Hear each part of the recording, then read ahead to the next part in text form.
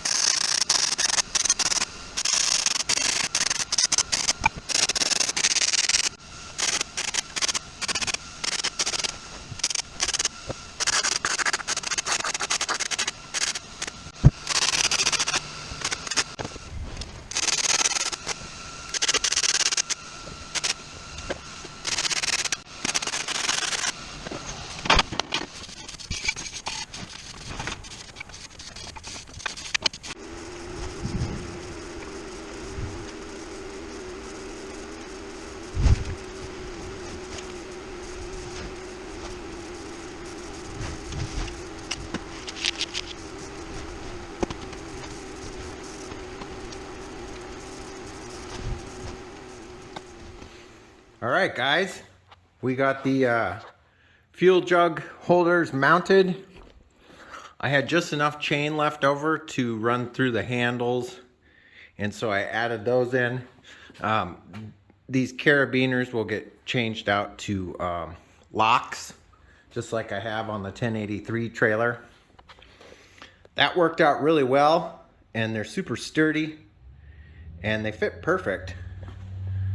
And they look pretty dang cool too.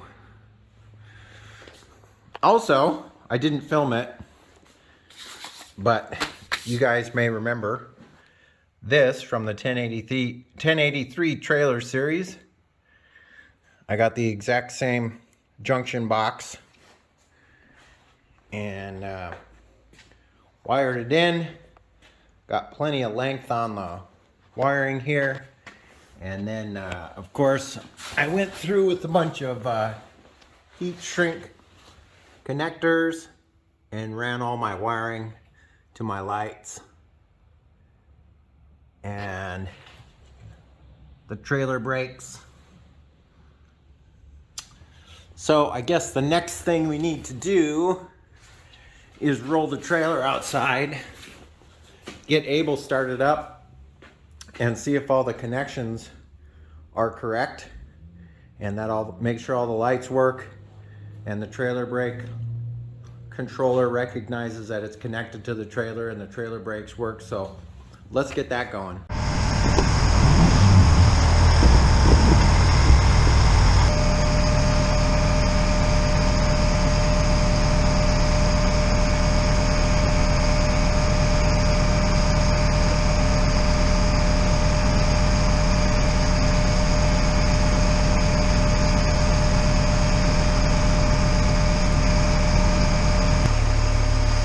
Well, definitely looks like they're all working.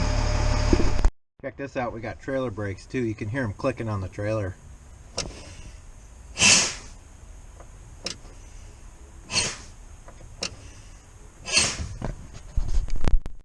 Well guys, I had some lunch, did a little bit of a cleanup in the garage, and got Gracie, I guess is what Willow is calling the trailer, ready to go for her inaugural first road trip. And I think we'll head to the weigh station to see how much this girl weighs.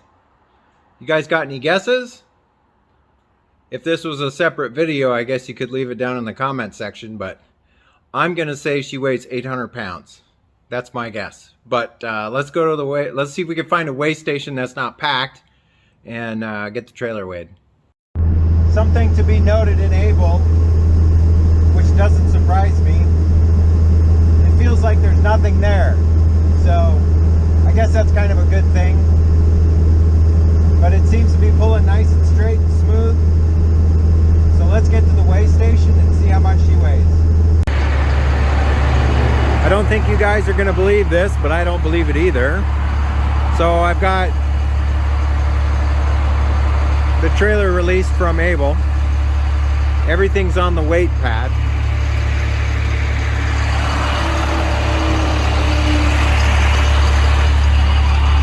And she comes in at a beefy 1,250 pounds.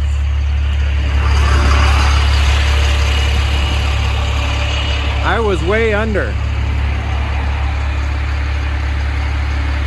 That's pretty crazy.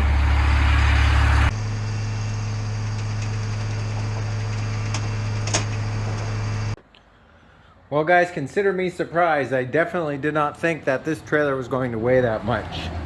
However, it pulls really nicely behind Abel, and both of the Subarus have identical drivetrains in them, and the Outback is rated at 3,500 pounds and like 700 pounds of tongue weight. The tongue on this weighs 150 pounds. I know that because when it was hooked up to Abel, before I put the foot down, it said 1,100. And then when I put the foot down, it said 1,250. So you can kind of take that into consideration that the tongue weight is not very much. But I mean, other than that, the only other thing I can think of doing is using up the rest of this .C2 tape that I have, which is required on trailers that are 8 feet wide. You've got to have a couple of stripes on the back, and then on the verticals on the sides. So that'll be something that I probably do tomorrow. Today I'm kind of beat. I've been up since 5:30 a.m. working on this, and I'm just glad that this project is completed and we can use the trailer now for whatever we need. Side note, these Dexter axles have the bearing buddy grease zerk in them, which is a high-end option on these torsion axles. So I pumped enough grease in there, enough red and tacky in there, so that I could see it starting to come out on both of them. And the hubs are cool to the touch after that drive, and it was probably about, I don't know, 4 miles round trip. But yeah, the only other thing we have left to do is to wire trailer brakes into both of the Subarus, and then of course take them out and tune the trailer brake to the trailer to balance out the braking on them. But other than that, I think that's probably going to be it, guys. I will leave links in the description for a bunch of this stuff. If you're looking to do one of these builds, all of the parts that I use are very similar every time I do a build. I use the same lights and wiring on the M1083 7-ton trailer, so they're very similar. But I will leave as many links in the description as I can. But other than that, I hope you guys are staying safe, taking care of each other. And as always, I'll catch you next time. See you later. Bye-bye.